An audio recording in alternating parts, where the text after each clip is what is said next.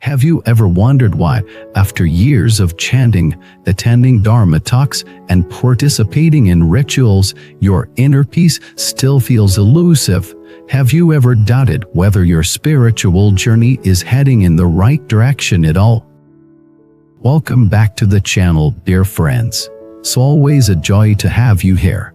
Today, we're diving into something incredibly crucial for all of us on the spiritual path: the hidden traps and common mistakes many practitioners fall into despite sincere intentions. These are not just mistakes of ritual or knowledge, they're errors of approach, mindset, and understanding. Are the reasons why so many people practice diligently for years, yet feel no real transformation. Today's discussion centers around this idea: it's not enough to practice, you must practice correctly. Because blind devotion without awareness can lead to stagnation, frustration, or even burnout. Let's begin this journey with a simple truth: true Dharma is not in quantity, it's in quality. In every spiritual tradition, there are those who show great devotion outwardly, attending every ceremony, chanting countless sutras, memorizing pages of scripture. Yet, their temper remains volatile, their heart remains closed, their life remains filled with drama, judgment, and dissatisfaction. Why? Because they've confused the form of practice with the essence of practice. Like the story of Mai. He was known in our community for being incredibly devout. He would wake up at 4 a.m., chant for 3 hours, fast regularly, attend temple services weekly, and donate generously. But her family feared her. Her children avoided conversations with her. Her husband was silent most days. He was harsh, critical, and used religious justification to shame those who didn't follow her ways.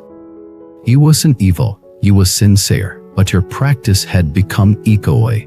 Used her discipline not to purify her heart, but to assert superiority. This is one of the first great pitfalls of spiritual practice: using religion to enhance the ego rather than dissolve it.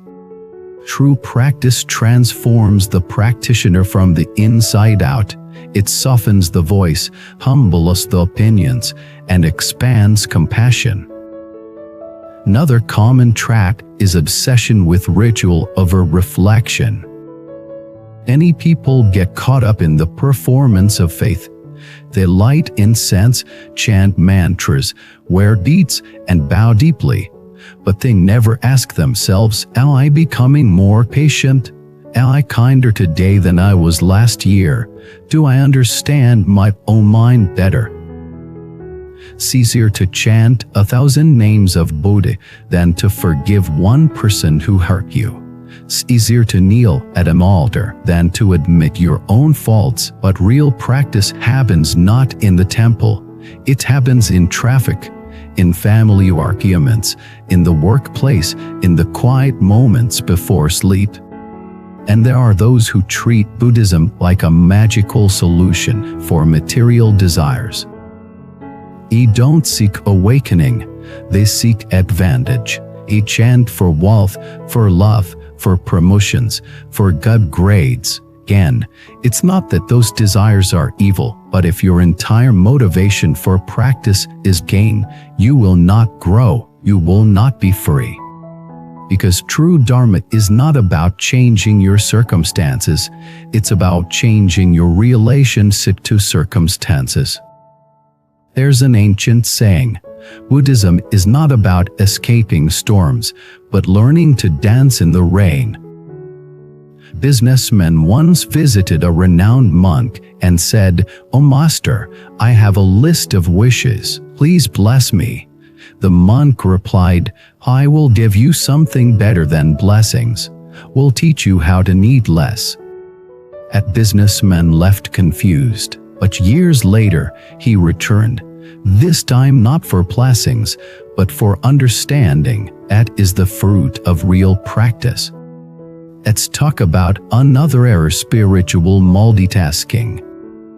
Some people, out of enthusiasm or impatience, jump from one practice to another. Today it's chanting, tomorrow it's silent retreat, next week it's crystal healing, the week after that it's astrology. They collect practices like trophies but never commit to any. Result: they stay spiritually shallow, their mind is scattered, their energy is fragmented. The path is deep, but wide. 1 spoon of salt in a small cup makes the water bitter, but 1 spoon of salt in a vast lake changes nothing. Likewise, one teaching practiced deeply becomes a lake of peace, while 100 teachings skimmed quickly can create confusion. Another pitfall is turning Buddhism into escapism. People come to the Dharma because life is hard, failed relationships, grief, job loss, existential dread. It's understandable, but some begin to use Dharma as a way to avoid their responsibilities. They say everything is karma to avoid accountability. They retreat into temples to avoid family conflict. They quote sutras to dodge emotional honesty. But the Dharma does not ask you to run away. It asks you to face life with courage, clarity, and compassion. It's not about escaping samsara. It's about waking up within samsara. As one monk put it, if your house is burning, you don't chant at the fire, you bring water. Another major trick: spiritual superiority. Any long-time practitioners develop subtle arrogance. They look down on those who don't get it. They mock newer practitioners. They gossip about monks. They divide the Dharma into pure and impure schools, elevating one while denigrating another. But wisdom without humility is poison. Compassion without patience is cruelty. One of the wisest monks I ever met once said, if your practice doesn't make you love others more, it's not practice, it's performance. Here's something else that stops progress: confusing knowledge with wisdom. Reading scriptures, attending talks, memorizing philosophy, these are all valuable, but until they penetrate the heart, they remain mental decorations. You can memorize the Diamond Sutra and still snap at your spouse. You can recite the Heart Sutra and still cheat your employees.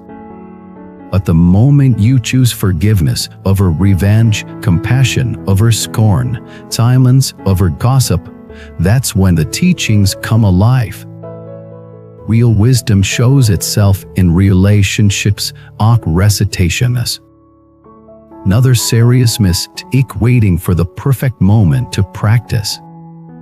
People say, I'll start meditating once I retire, or I'll focus on the Dharma when my life is more stable. But life is never stable. There is no perfect moment. There is only now. One old nun said it beautifully: you think you need more time. What you really need is more sincerity. Even 5 minutes of real, undistracted practice can be more powerful than hours of mindless ritual. Another mistake: treating suffering as failure. Some practitioners believe that if they suffer, they must be doing something wrong. But that's not true. Suffering is not a sign of failure, it's a sign of transformation. When you start practicing deeply, suppressed emotions come up, old wounds reopen, habits resist. People around you might not understand the changes in you. That's not failure, that's the fire before the gold, that's the shaking before the awakening. Trust the process, keep going. As we near the close of this deep exploration, let me ask you, which of these pitfalls resonated with you? Not to judge, but to reflect. you practicing with ego or with emptiness? Are you chanting with clarity or with craving? Are you growing kinder or just busier? There is no shame in realizing you've been walking in circles. The only shame is refusing to turn. So pause, reflect, just begin again. This time with more awareness, more humility, more presence. Because the truth is, the path has never left you. You just needed to return to your steps. Thank you for watching this video. Hope today's reflections offered not just insight, but real turning points for your own spiritual path. Please like, share, and subscribe to support the channel where presence matters, where journey matters. Let's walk it together.